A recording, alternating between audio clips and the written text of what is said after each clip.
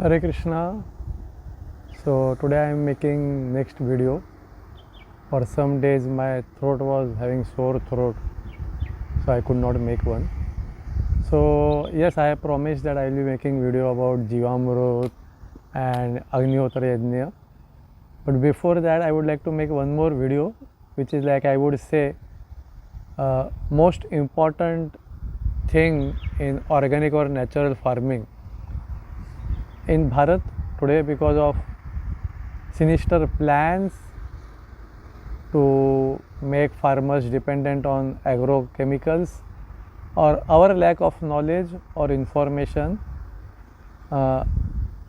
We have forgotten what is natural farming, or rather organic farming. I would like to say that organic farming is a sub part of natural farming. I will make a difference, I will tell you in short. Basically, people think we don't put any chemicals, we don't use any chemicals, and they call it that is organic farming. May be correct, but that may not be enough to make the farming or agriculture profitable. We have to learn what is natural farming. We have to understand the workings of nature, how the nature works, what is important in the nature. If we just stop putting chemicals, that may not be enough for us to have a sustainable, financially viable, chemical free farming. For that we have to understand nature, and that is natural farming. So basically, if you want to do successfully natural farming or organic farming, they appear synonymous but they are a bit different. Then we have to learn the principles of nature, not just stop putting the chemicals. By stopping to put chemicals is one thing, but that is not enough if we fail to understand the nature and its working. Henceforth, for farming or agriculture, I would like to use the term, Sanskrit term Krushi, because that word Krushi has a lot of meaning to it. In some another video, I will explain what Krushi means, why I am so much pressing that I will be using the word Krushi. So we should understand that most important thing in Krushi, what is it? Some people think we should have good seeds, some people think we should have fertilizers or pesticides are necessary, insecticides, weedicides, fungus, so many things. But please understand, friends, where we do all the Krushi, or even for that sake farming or agriculture, we may want to have some crops like rice, wheat, ragi, til, sesame, and other things, or vegetables, or fruits, or plants, or trees, or medicinal herbs. But all of that has to grow in the soil, that is land. In the Vedic culture, it is called as Bhumata, Mother Earth. So, the most important thing to understand in natural farming is land. Then comes then comes water, air, sun, everything. They are important. But without land, nothing can happen. And therefore, we have to understand the nature of land, what it wants. People are after good seeds, pesticides, fertilizers, chemical or organic, but they neglect or forget to understand the most important point in natural farming, that is land. As my teacher, mentor, or guru in natural farming, Bhaskar Savi would say, don't conflict. He would say in Marathi, प्रकृतीशी संघर्ष करू नका, सहकार्य करा, which means don't conflict or clash with the nature. Learn to cooperate with the nature. Today people shift from chemical farming to chemical free farming, but they miss to understand how to cooperate with the nature. So that is most important, and for that the most important is to understand land, understand Bhumi Devi, understand Mother Earth.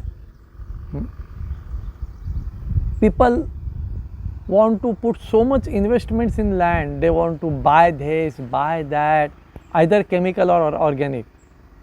No. For successful natural farming, we need only two investments. One is intelligence, understanding the nature, observing the nature. And second is our hard work, our energy.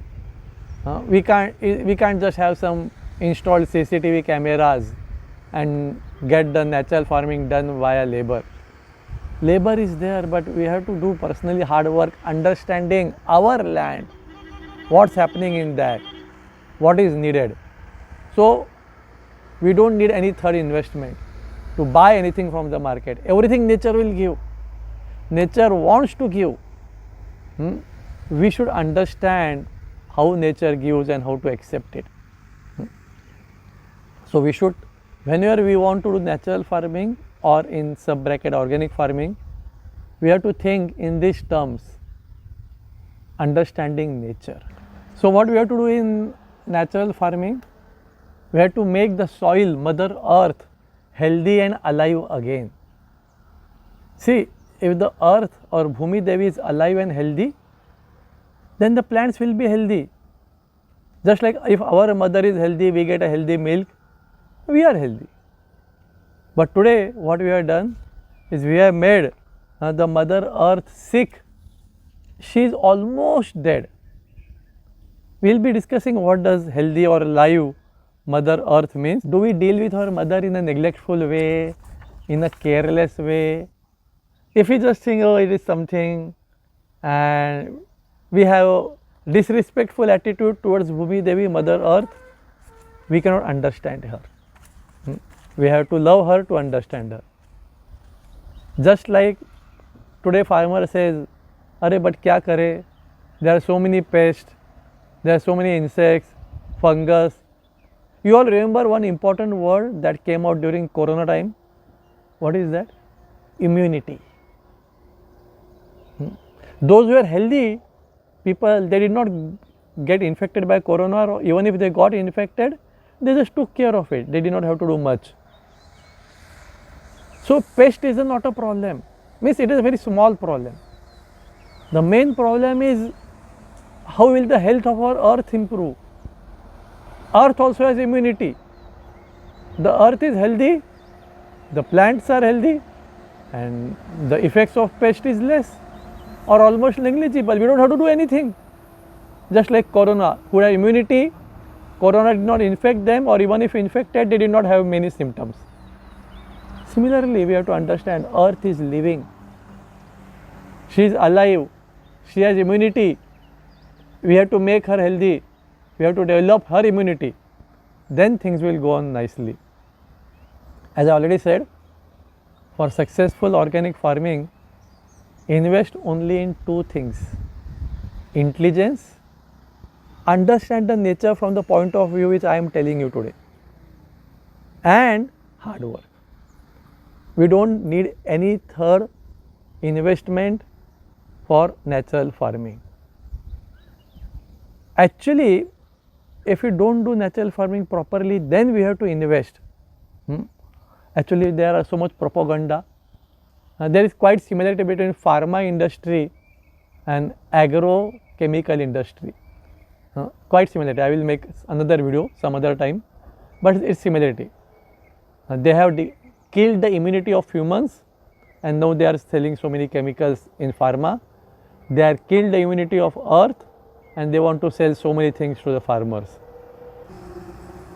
See, Mother Earth, nature is giving us everything. She will give fertilizer, she will give pesticides. She will be having, if she has high immunity, most of the times we won't need that. But today, because of propaganda, see what is the problem today? Farmer is poor, and all the people selling chemicals, instruments, etc. to farmers, they are rich. The agencies people are rich, and farmer is poor. The Krushak, Krushak is the word of farmer. He is doing wrong type of Krushi, that he has become dependent on these business people selling so many things to the farmer. And then what happens? Today the Krushak, the farmer, at the most makes a living. He just gets 2 times food and a little home. He doesn't make more money than that. And who makes money? All those who sell this. If this reality, what I am telling, if this is known by all the farmers, farmers will become rich. And all those who are agency people, they will have to close the shops. And therefore, they are not allowing this real knowledge to be propagated to the farmers. Because then their shops will close. They don't care where the farmer commits suicide, what happens to his family, he gets 2 times food or not. They want to become rich at the cost of killing farmer, at the cost of killing Bhumi Devi, and at the cost of killing the whole population. So, as I said, today people are after buying everything. They want to buy good seeds, they want to buy so many things, but no one is worrying of improving the land, making the land, the Bhumi Devi, alive again, improving her immunity, making her live, making her beaming with health. Nowadays what happened? Because of some propaganda, slowly people are realizing. But here again see the cheating.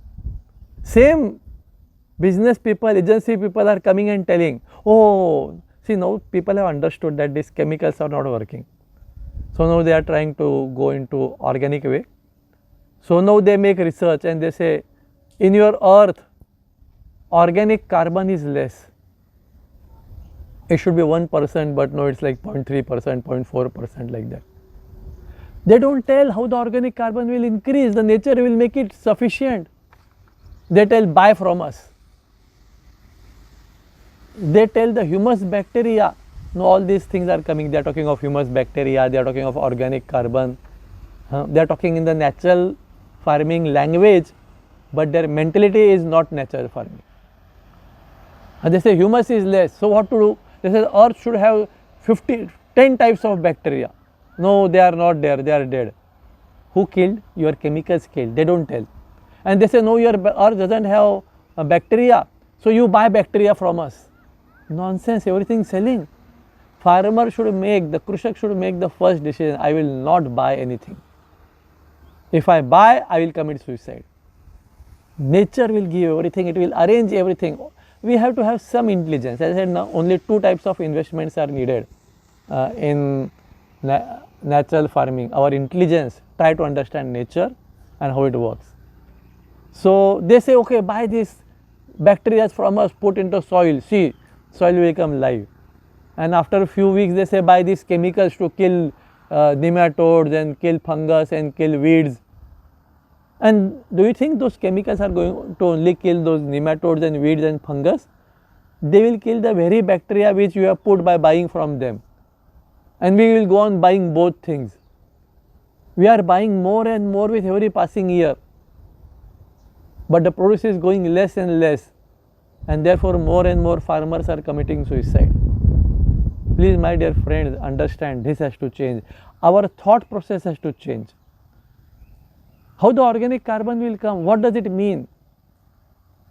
See, carbon content in our soil has to be organic carbon, 1% at least. If it is more, better. Then the soil is live. But how we can get it? Not by buying some. No, they say buy this and put in organic carbon. No. Nature will, Purnam Adha Purnam Idam. There is a Sanskrit shlok. Nature is perfect and complete. We should stop our interference and we can support the nature if we can. It's just to increase, what is organic carbon? It's a carbon produced from dead bodies of organisms, microorganisms. So, organic carbon in our soil will increase when our soil is teeming and beaming and flourishing with millions and billions and zillions of microorganisms. And for them to flourish, they should have their food. And when these microorganisms die, see, they have very small life, few hours to few days, that's all. And then they die. And when these microbes die, that is the food of our roots of our plants. Plants' roots will not absorb anything bigger than that. They will absorb the dead bodies of microbes, unicellular organisms. They have to thrive, and for them to thrive, they have to have two things are required. First, our land should have microbes, and second, microbes should have food to eat, and then our land will become thriving.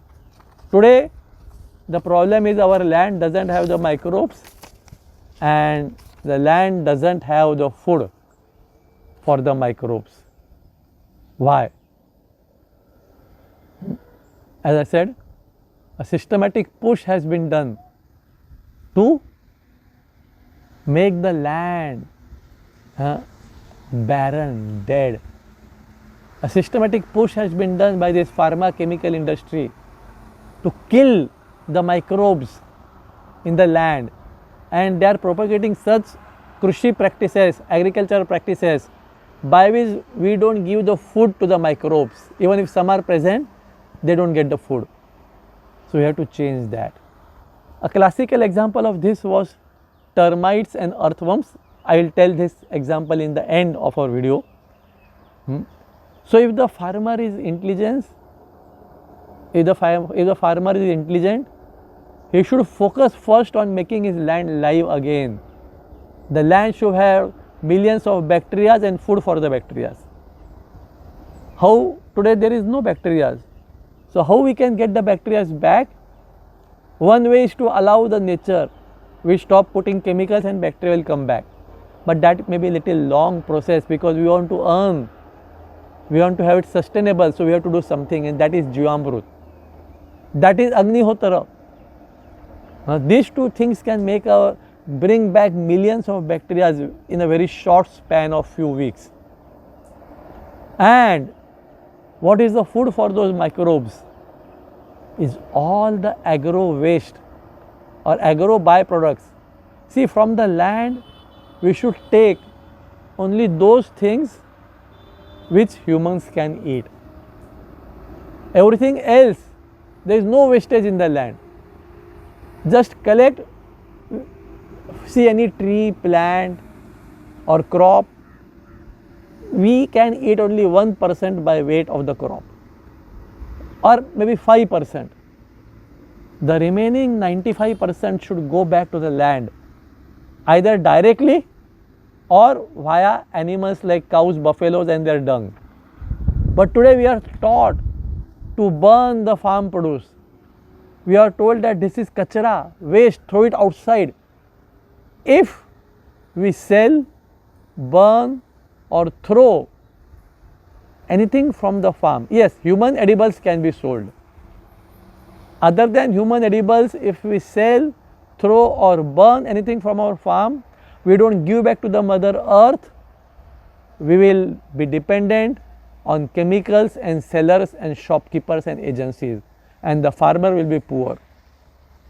The 95% should go back to the land, either directly or through animal and animal dung.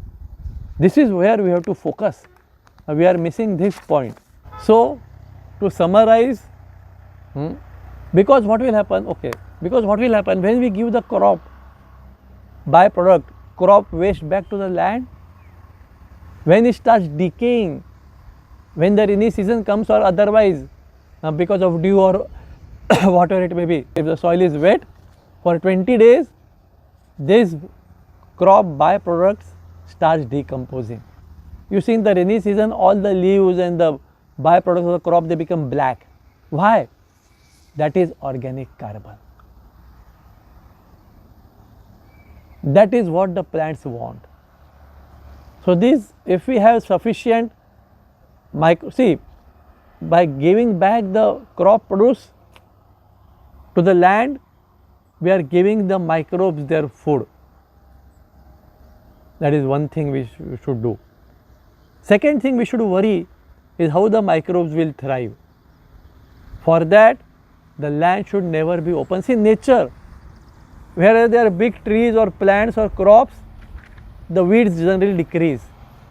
The weeds and the waste, or we call it unwanted plants, there is no unwanted plant, every plant is useful, but still we call it unwanted plants.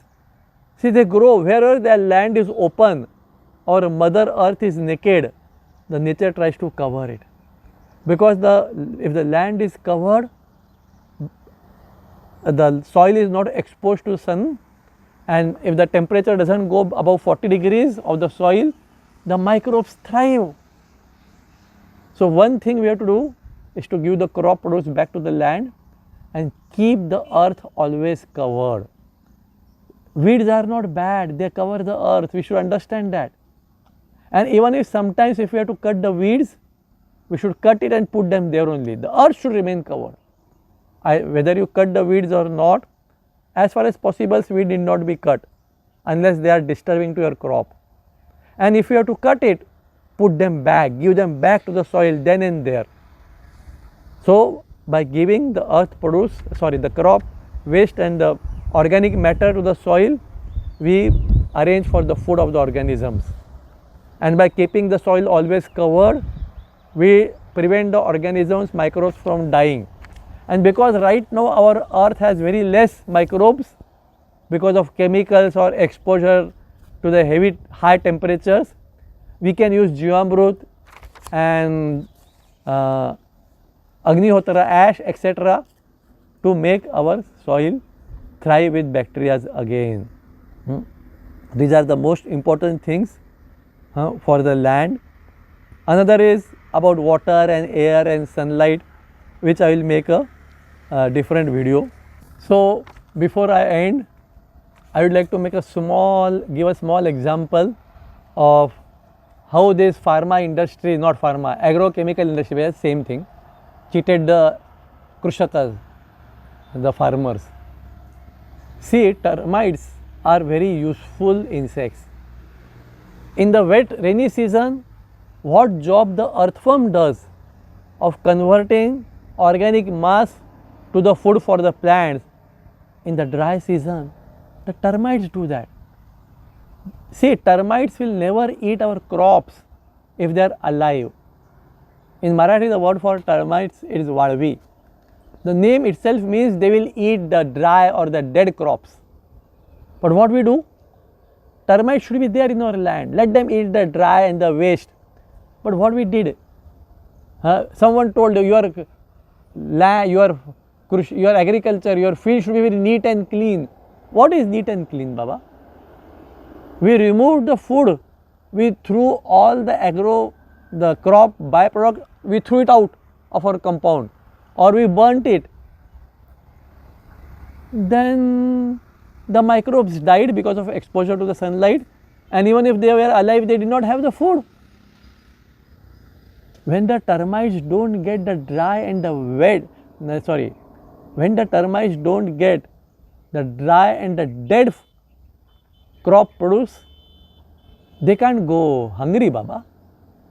No one will go hungry. They will move to your living plants. Otherwise, termites will never attack living plants. I have seen, let there be lot of farm produce, the fallen leaves and everything on the soil. The termites will eat that, they won't come to your living plants. So what happened? In a wheat farm or wheat agriculture, sometimes the termites attack one or two wheat or few wheat crops. You see, termites don't eat all the wheat plants. They will eat only those who are dying or weak or dead. So when termites were seen on some weak or dead wheat plants, the root cause of termite attack those plants because they are already dead or almost dry. They did not attack all the plants. Those who are living and strong, they did not attack them. So the agrochemical people came and told, hey, there are termites, see, they are eating your plants. They did not tell they are eating your plants because they are already half dead. Think why they are half dead. We have to think in those directions. Why this termite eat this plant and not this one? Let me make this plant the way this is, which is not eaten by termites. That should be our thought process. See, the thought process has to change. Not that, oh, termites are eating my plant, so let me use some chemicals to kill termites. Do you think those chemicals will kill only termites? No. They will kill all type of living beings in the soil, and soil will be dead and we will be dead. Then we will have cancer and everything. So these agrochemical people, they propagated. See, these termites are damaging your crop. Something else was. And you use our chemicals to kill the termites. What happened? We used the chemicals. Termites remained, earthworm were dead. This is what is happening. You can see, ask the Krushakas, the farmers. They use chemicals for particular insects or pests. After 1 year, they remain alive, and those living beings or microbes or entities which we did not want to kill, they become dead. That's what is happening. So next year, when those insects again attack, the natural food chain, that is those entities like birds, etc., which should eat those insects, are dead. And then the next year, first year you spread chemicals. Next year what happens? Because the birds or living beings, living entities which would eat those microbes in the, not microbes, the pest in a natural way, they are dead. Next year when the pests are not dead, but those who eat pest, they are dead. So again when the next year the pest attacks, there is no natural control on them, and then you have to spray more. And third year the pest increased because the natural control has decreased, you have to spray more. Rather than that, we should understand what is the natural control for that pest and try to encourage or increase that natural control. Till this mentality is developed, organic farming or natural farming cannot be successful. My dear friends, I don't want to make a long videos, more and short are better. So I end here. To summarize, make land living again. Focus on land. I mentioned few important points and many more will come in the successive videos. Thank you very much.